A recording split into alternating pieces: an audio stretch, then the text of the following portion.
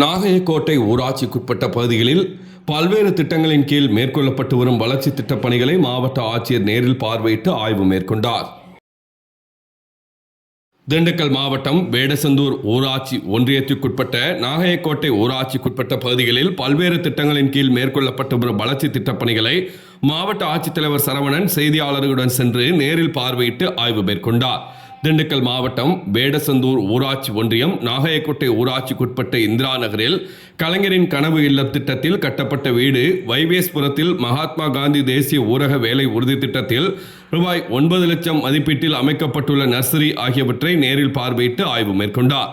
வேடசந்தூர் ஊராட்சி ஒன்றியத்தில் கலைஞரின் கனவு இல்லம் திட்டத்தின் கீழ் 245 வீடுகள் ரூபாய் 85.75 கோடி மதிப்பீட்டில் கட்டப்பட்டு வருகின்றன. அதேபோல் ஊரக குடியிருப்புகள் பழுது பார்க்கும் திட்டத்தில் ரூபாய் 153 ஓட்டு வீடுகள் தலா ரூபாய் 70,000 வீதம் ரூபாய் 1.07 கோடி மதிப்பீட்டிலும், 81 சாய்தள வீடுகள் தலா ரூபாய் 1.50 லட்சம் மதிப்பீட்டில் ரூபாய் 1.21 கோடி மதிப்பீட்டிலும் பணிகள் மேற்கொள்ளப்பட்டு வருகின்றன.